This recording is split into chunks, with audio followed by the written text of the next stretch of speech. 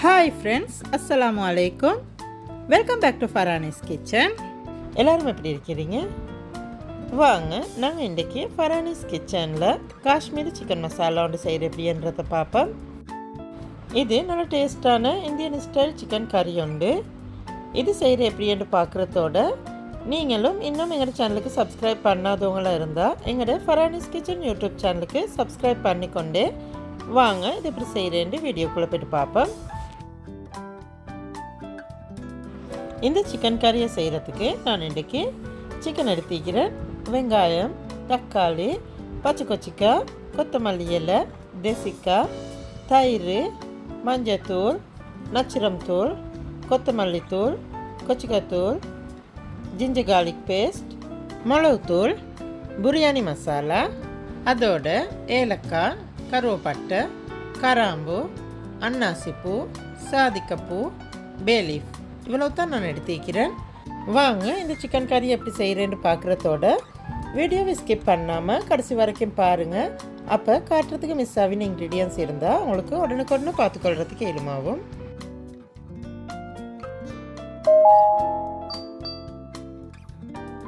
ஃபஸ்ட்டுக்கு எங்கிட்ட காஷ்மீரி சிக்கன் மசாலாவை செஞ்சு கொள்கிறதுக்கு சட்டி ஒன்று அடுப்பில் வச்சுக்கிறேன். சட்டி நல்லா ஹீட் ஆகிக்கொண்டு வரப்போக்கில் அதுக்கு 4 டேபிள் ஸ்பூன் ஆயில் ஆட் பண்ணிக்கொள்கிறேன்.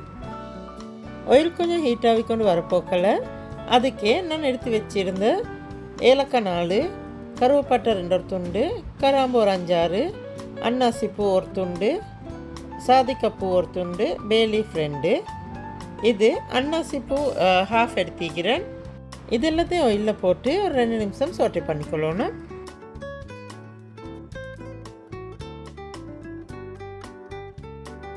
இதெல்லாம் லைட்டாக சோட்டையாகிக்கொண்டு வரப்போக்கில் அதுக்கே நான் 7-8 மிளகும் போட்டுக்கொள்கிறேன்.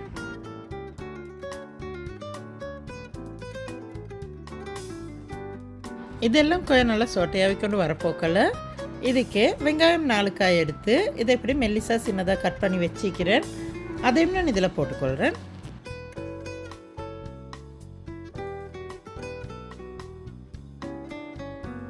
வெங்காயத்தையும் போட்டு இதை கொஞ்சம் நல்லா மிக்ஸ் பண்ணி இது கோல்டன் ப்ரௌன் கலர் வரும் வரைக்கும் சோட்டை பண்ணி எடுத்துக்கொள்ளணும். அதுக்கே உப்பு கொஞ்சமும் ஆட் பண்ணிக்கொள்கிறேன்.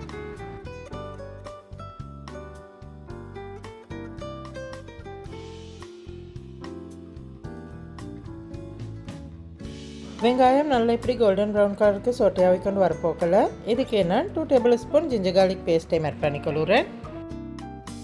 ஜிஞ்சர் கார்லிக்கையும் போட்டு அதில் பச்சை வாசம் போகும் வரைக்கும் 2 நிமிஷம் சோட்டை பண்ணிக்கொள்ளணும்.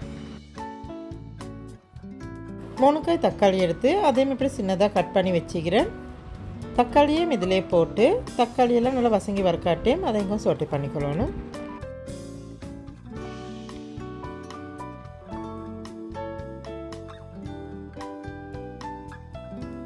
தக்காளியும் நல்லா இப்படி வசங்கி கொண்டு வரப்போக்கில் இதுக்கு 1/2 டீஸ்பூன் மஞ்சத்தூள் ஆட் பண்ணிக்கொள்கிறேன்.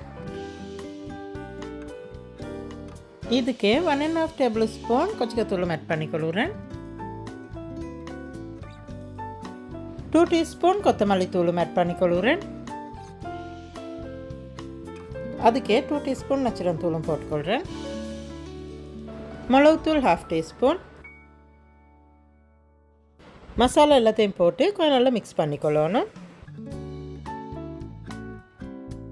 மசாலா எல்லாத்தையும் நல்லா இப்படி மிக்ஸ் பண்ணிவிட்டு இது ஒரு 2 நிமிஷம் குக் பண்ணிக்கொள்ளணும்.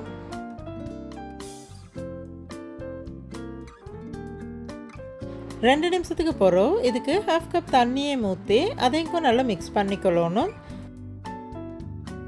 இப்படி நல்லா மிக்ஸ் பண்ணிவிட்டு எங்கிருந்து மசாலா மிக்ஸின்னு கொஞ்சம் நல்லா பாயிலாகி வரும் வரைக்கும் ஒரு 5 நிமிஷம் குக் பண்ணி எடுத்துக்கொள்ள போகிறேன்.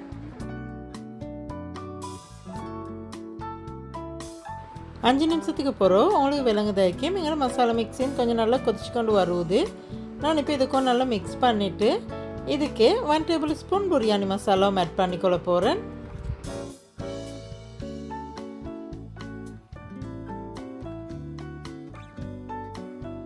பச்சை கொச்சிக்காய் 2 எடுத்து அதை நடுவால் 2 கீறு போட்டு அதையும் இதில் போட்டிக்கிறேன். கோழி 1.5 கிலோ எடுத்து நல்லா கழுவி க்ளீன் பண்ணி வச்சிருந்தேன். அதையும் இதில் போட்டு மிக்ஸ் பண்ணிக்கொள்ளணும்.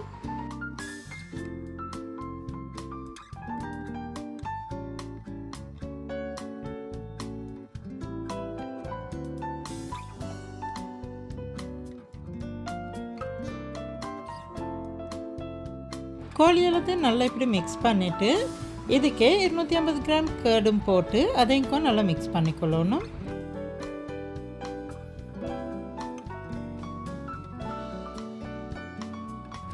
கேர்டையும் போட்டு நல்லா இப்படி மிக்ஸ் பண்ணிவிட்டு இது ஒரு 4-5 நிமிஷம் குக் பண்ணி எடுத்துக்கொள்ள போகிறேன்.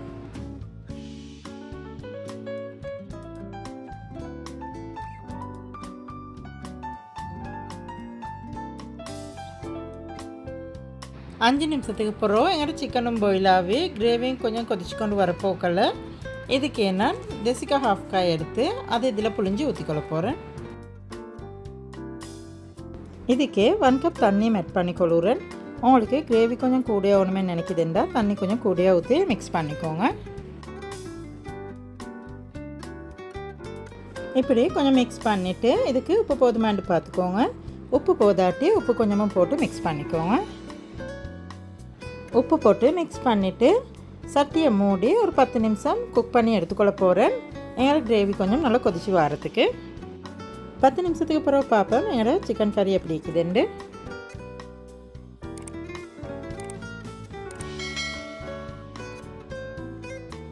பத்து நிமிஷத்துக்கு பிறகு என்னோட சிக்கன் கறி நல்லா கொதிச்சு கொண்டு வருவது உங்களுக்கே பார்த்தா விளங்குதாய்க்கும். இதுக்கும் நல்லா இப்படி மிக்ஸ் பண்ணிவிட்டு இதுக்கு நான் சின்னதாக வெட்டி கொண்ட கொத்தமல்லி இலை கொஞ்சத்தையும் போட்டுக்கொள்கிறேன். கொத்தமல்லி இலையையும் போட்டுட்டு இதுக்கும் நல்லா இப்படி மிக்ஸ் பண்ணிவிட்டு சட்டியை மூடாமல் ஒரு 2-3 நிமிஷம் நான் இதை குக் பண்ணி எடுத்துக்கொள்ள போகிறேன்.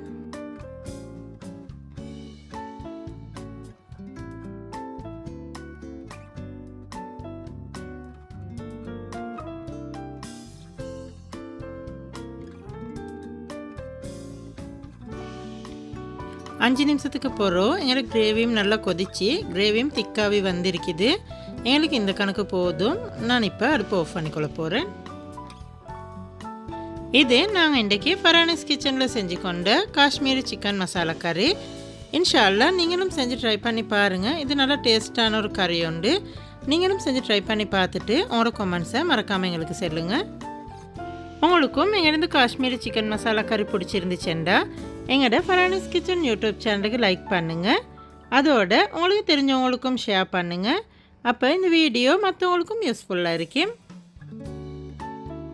இது மாதிரி இன்னும் ஒரு புதிய ரெசிபி ஒன்று எடுத்துகிட்டு வரும் வரைக்கும் see you next video and thanks for watching.